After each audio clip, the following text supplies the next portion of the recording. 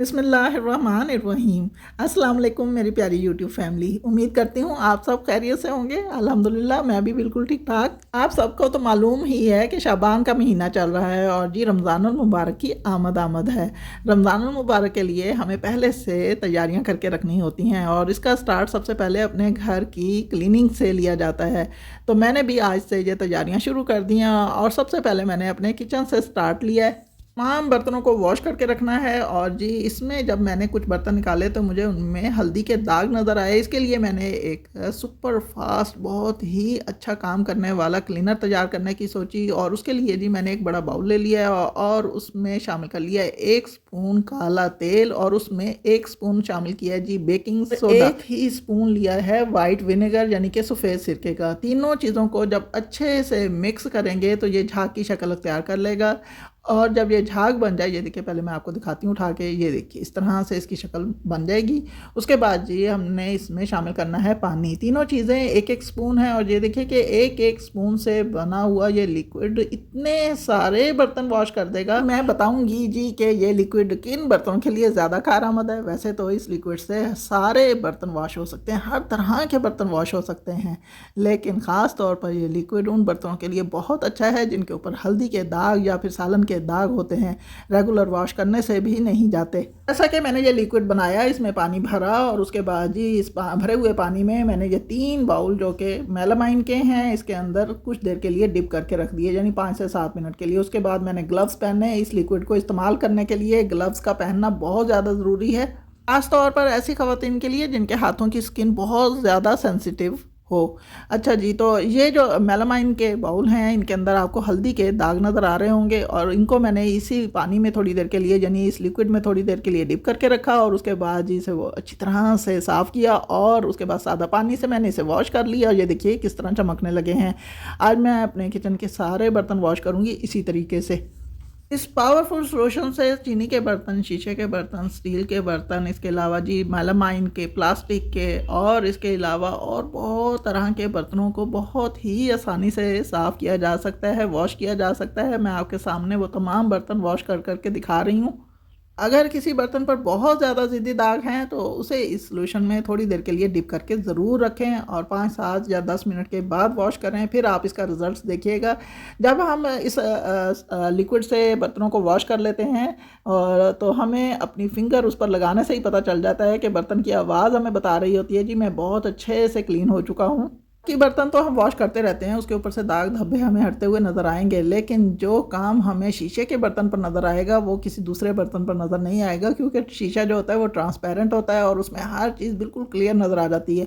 अच्छा, जो हम मग वगैरह इस्तेमाल करते हैं हमारे डेली रूटीन में ये इस्तेमाल किए जाते हैं और इसमें चाय पी जाती है। चाय की पत्ती के जो दाग होते हैं ना वो बहुत ज़िद्दी होते हैं, मग को अंदर से ब्लैक कर देते हैं। तो मग जो है इसी लिक्विड से अगर क्लीन किया जाए तो आप यकीन कीजिए कि ये इस तरह से चमकने लगेगा जैसे हम नया लेकर आए। मेक श्योर कि हमने इस लिक्विड को उस बर्तन पर अच्छी तरह से लगाया हो, स्पॉन्ज के साथ या फिर सिल्वर वूल के साथ। कुछ बर्तनों के लिए सिल्वर वूल यूज़ किया जाएगा जिनके ऊपर बहुत ज़्यादा ज़िद्दी दाग होंगे और कुछ बर्तनों के लिए हम स्पॉन्ज यूज़ करेंगे। तो ये देखिए जी ये आपके सामने है और अभी मैं आपको वॉश करके ये है जी दोनों मग। उसमें से एक मग आप देख लीजिए कितना नीट एंड क्लीन है और जो मैंने नहीं वॉश किया वो किस तरह से अभी पहली हालत में है, यानी कि उसके ऊपर दाग लगे हुए हैं। अच्छा, इस लिक्विड के साथ हम अपने किचन के सिंक को भी वॉश कर सकते हैं और साथ में मैंने एक शीट बिछाई हुई है, तो इस लिक्विड से हम अपने डाइनिंग टेबल पर बिछी हुई शीट्स को भी क्लीन कर सकते हैं, वॉश कर सकते हैं, क्योंकि इस लिक्विड से हम प्लास्टिक को बहुत अच्छे से क्लीन कर सकते हैं। ख़ास तौर पर मैंने ये वीडियो बनाई ही प्लास्टिक के बर्तनों के लिए है। तो डाइनिंग टेबल की शीट जो होती है ना वो बहुत ज़्यादा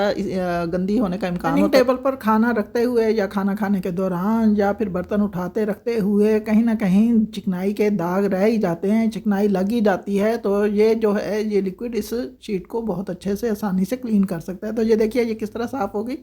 के बाद किचन में ही से मैं अपना दूसरा काम आपके साथ शेयर कर रही हूँ। ज़बरदस्त हैक बताने जा रही हूँ धनिया के लिए। धनिया को काफ़ी दिनों तक कैसे महफूज रखा जा सकता है और काफ़ी सारा धनिया अगर घर में आ जाए और बाहर ही पड़ा रहे तो वो फ्रेश नहीं रहता, ख़राब हो जाता है। तो हमने इसे काफ़ी दिनों तक यूज़ करना है और किस तरह से हम रखेंगे तो ये फ्रेश रह सकता है। तो इसके लिए जी मैं क्या करती हूँ, अगर ज़्यादा धनिया आ जाए तो पहले तो मैं उसको अच्छे से साफ़ कर लेती हूँ। धनिया के अंदर कोई पीला पत्ता नहीं रहने देती, ना ही मोटे मोटे डंठल रहने देती हूँ। कोई जड़ी बूटी या घास वगैरह हो वो भी धनिया को ख़राब कर देते हैं अगर इसमें रह जाए तो। इसे भी अच्छी तरह से छानबीन इसकी करके और इसमें से इन तमाम डंठलों को, इन तमाम डंडियों को निकाल देती हूँ। जो बासी यानी बोसीदा पत्ते वगैरह होते हैं धनिया के पुराने पुराने से, वो भी अलग कर देती हूँ। अगर हम धनिया को अच्छी तरह से साफ़ करके नहीं रखेंगे तो जितना मर्ज़ी अच्छे तरीके से इसे महफूज करके रखें, ये बिल्कुल भी फ्रेश नहीं रहेगा, ख़राब हो जाएगा। लिए ज़रूरी होता है कि धनिया की खूब अच्छी तरह से छानबीन कर ली जाए और उसके बाद हम इसको महफूज करेंगे। तो धनिया को खूब अच्छी तरह से मैंने देख लिया और अब जी इसके जो मोटे मोटे डंठल हैं इसको भी हमने अलग कर लेना है, क्योंकि मोटे डंठलों की हमें ज़रूरत ही नहीं है। और ये डंठल अगर साथ रख देंगे तो ये जो है बहुत जल्द धनिया को ख़राब कर सकते हैं, इसलिए इनको अलग कर लेंगे। और इसमें भी कुछ पत्ते हैं जिन्हें मैं जाने नहीं दूँगी, इन्हें भी निकाल लूँगी। आजकल धनिया का मौसम है और आगे आगे रमज़ान शरीफ भी आ रहा है, तो धनिया की ज़रूरत पड़ेगी। हमें इसी तरह से धनिया को महफूज करना होगा जिस तरह के मैं आपके साथ शेयर कर रही हूँ। ये इस तरह के कंटेनर हर घर में मौजूद होते हैं। ये देखिए, ज़रूरी नहीं कि हमें यही वाला साइज़ चाहिए, हम किसी भी तरह का कंटेनर ले सकते हैं। और ये मेरे पास इस तरह का है तो मैं आपको दिखा रही हूँ। ये बहुत पुरानी हालत में है क्योंकि मेरे पास कंटेनर जो हैं ये किसी न किसी तरह से पड़े ही हुए होते हैं, क्योंकि मैं इन्हें फेंकती नहीं हूँ और बस जब कभी भी इनकी ज़रूरत पड़ती है इन्हें उठा लेती हूँ और काम में लाती हूँ। तो यहाँ पर मैंने 2 टिश्यू ले लिए और इन्हें फ़ोल्ड कर लिए इस तरह से। ये देखिए, इस तरह से फ़ोल्ड कर लेने। अगर हमारे ये किचन के टिश्यू हैं, यानी जिन्हें किचन टॉवल कहा जाता है, या फिर रोटियों के लिए जो टिश्यू यूज़ किए जाते हैं, ये वो वाले टिश्यू हैं। ये कुछ मोटे होते हैं और ये अच्छे रहते हैं। तो बस धनिया को हमने इसमें सेट करके रख देना है और उसके बाद ये हम इसे अच्छे से इसके ऊपर दोबारा से हमने 2 जो हैं कवर लगाने हैं। बाकी धनिया मैं एक तरफ कर लेती हूँ जो नीचे गिर गया है, क्योंकि वो अलग अलग पत्तियाँ हैं, वो हमने इसमें नहीं रखनी। 2 टिश्यू पेपर हमने नीचे रखे हैं और 2 ही हमने इसके ऊपर लगाने हैं। अच्छी तरह से धनिया को हमने इसके साथ ढाँप देना है, कहीं से भी धनिया नज़र आना नहीं चाहिए। अब ये जो टिश्यू पेपर होते हैं ना, ये इसके ऊपर जो नमी आएगी ये उसको जज़्ब कर लेंगे और धनिया तक पहुंचने ही नहीं देंगे और हमारा धनिया तकरीबन 2 से 3 हफ्ते बड़े आराम से चलेगा, फ्रेश रहेगा। तो अब हम इसे फ्रिज में रख देंगे और जब चाहेंगे इस्तेमाल करेंगे। ये डंठल हैं, डंठलों से भी मैंने थोड़ा सा धनिया निकाल लिया है क्योंकि ये भी 1-2 दिन मेरे काम आ जाएगा। उसके बाद ये हम सब्ज़ मिर्च की बात करेंगे। सब्ज़ मिर्च भी हम अच्छी तरह से साफ़ सुथरी करके और इसके ऊपर से जो पुराने इसके डंठल है वो उतार दें। अगर फ्रेश हैं तो रहने दें, कोई बात नहीं। और इसमें मैंने एक रेड मिर्च भी रखी हुई है जो कि ऑमलेट बनाने में बहुत अच्छी लगती है। ऑमलेट में इसका कलर बहुत खूबसूरत लगता है, इसलिए मैं रेड मिर्च को सब्ज़ मिर्च के साथ अक्सर रखती हूँ। सब्ज़ मिर्च को हम किस तरह से महफूज रख सकते हैं, उसके लिए जी हमने लेना वेजिटेबल ऑयल, यानी कि जो भी हम अपने खानों में ऑयल यूज़ करते हैं उसकी एक छोटी सी मिकदार यानी 3 से 4 ड्रॉप अपने हाथ पर लगाने हैं। और उसके बाद ये सारा का सारा ऑयल जो है ना, जो हमारे हाथों पर लगा हुआ है, हमने हरी मिर्चों पर लगा देना है। और हरी मिर्च, तमाम हरी मिर्चों को हमने उठा के बड़े आराम आराम से, बहुत ज़ोर नहीं लगाना, ये बस आराम से इसके ऊपर ये सारी हरी मिर्चें जो है ये देखिए किस तरह से शाइन करने लगी हैं, बहुत थोड़े से ऑयल की वजह से। और उसके बाद हमने जी, अगर हमारे पास कोई दूसरा कंटेनर नहीं है तो इन हरी मिर्चों को इसके ऊपर ही रख के और उसके ऊपर दोबारा से टिश्यू लगा के महफूज कर सकते हैं। लेकिन ये मेरे पास एक छोटा सा कंटेनर है, मैं इसमें इसको रख के दिखाऊँगी। और ये देखिए, इसमें भी मैंने टिश्यू पेपर उसी तरह से लगा लिया है जैसा कि सब धनिया के लिए लगाया था। और इन मिर्चों को इसके अंदर रख देंगे और इनको भी हम इसी तरह से महफूज कर लेंगे जिस तरह सब्ज़ धनिया को महफूज किया है। इस तरह से हम अपनी सब्ज़ मिर्चों को लॉन्ग टाइम तक महफूज करके और जब चाहेंगे इस्तेमाल कर सकते हैं। दिनों में हमें ज़रूरत पड़ेगी कि हम बहुत सारी चीज़ों को महफूज करके रखें और हर चीज़ की खोज में रहेंगे कि कौन सी चीज़ें इसी तरीके से हम महफूज करके रख सकते हैं। तो 2 चीज़ें तो मैंने कर ली हैं जी, इसके अलावा मैंने बहुत सारे तरीके पहले भी शेयर कर रखे हैं। तो ये सब धनिया जो ये मेरे आज के सालन में और कल के सालन में इस्तेमाल हो जाएगा, काफ़ी सारा है। तो आज मैंने फ़िश बनाई है तो उसके ऊपर सब धनिया बहुत अच्छा लगता है, तो मैंने इसे इसके ऊपर डाल दिया। मैं पड़ी हुई कोई भी चीज़ बेकार नहीं होती, जब वो एक काम के लिए इस्तेमाल हो जाती है तो हम उसे किसी दूसरे काम के लिए भी यूज़ कर सकते हैं। तो ये है जी एक डिलीवरी बैग जिसमें कि केक आया था और ये जो है उसके बाद जी ये बैग मेरे पास इसी तरह वेस्ट में पड़ा हुआ था, इसका मैं एक जुगाड़ लगाने लगी हूँ जो कि ज़बरदस्त काम आने वाला है। और जी ये एक ऑर्गेनाइज़र बनेगा। ऑर्गेनाइज़र किस लिए बनाऊँगी ये भी मैं आगे जाके शेयर करूँगी। तो सबसे पहले जी इसके जो लगे हुए ये हैंडल है इनको मैंने उतार लेना है। डोरियों को भी मैं संभाल कर रखूँगी, मेरे गार्डन में काम आ सकती हैं।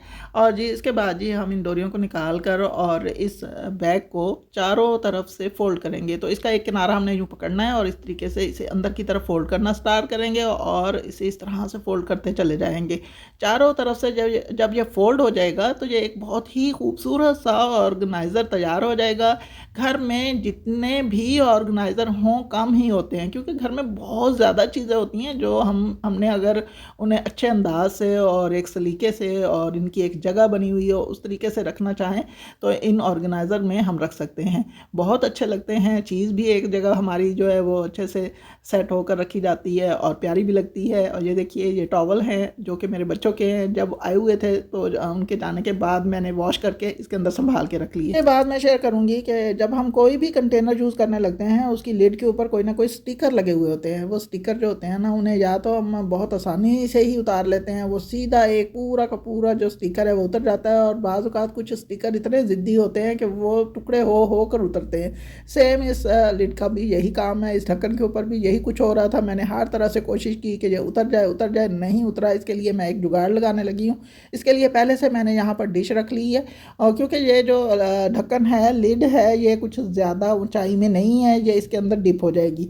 तो यहाँ पर मैंने इसे रखा और उसके बाद जी मैंने इसमें डाल लिया पहले पानी, गर्म पानी। और ये देखिए आपके सामने उबलता हुआ पानी है, और इस उबलते हुए पानी में इस ढक्कन को जिस तरफ स्टिकर लगा हुआ है उसे मैंने उसी साइड से इस गर्म पानी में रख देना है। और इसके ऊपर जी मैं रख दूंगी कोई भी वज़नी सी चीज़। तो मैंने ले लिया एक मग। स्टिकर तभी उतरेगा अगर वो जाकर गर्म पानी में डिप होगा, इसीलिए मैंने ये मग इसके ऊपर रखा है। और जी कुछ देर के बाद इस मग को हटा लेंगे। ये स्टिकर बहुत ही आसानी से रिमूव हो जाएगा। और जी हमारे पास ये जो ढक्कन है ये भी बिल्कुल साफ़ सुथरा हो जाएगा। जैसा कि मैंने धनिया के कंटेनर के ऊपर ये लिड लगाई थी तो आपने देखा ही होगा कि वो किस तरह से साफ़ सुथरी थी। देखिए कितनी आसानी से सारा पेपर इसके ऊपर से रिमूव हो रहा है। तो यहाँ पर मैं यही कहूँगी कि खुश रहें और खुशियाँ बांटें। ये था मेरा आज का बहुत ही यूज़फुल व्लॉग। अगर आपको मेरी वीडियो अच्छी लगी हो तो प्लीज़ चैनल को सब्सक्राइब कीजिए, लाइक्स दीजिए, कमेंट्स कीजिए और शेयर ज़रूर कीजिए। दुआओं में याद रखिएगा। अल्लाह हाफिज़।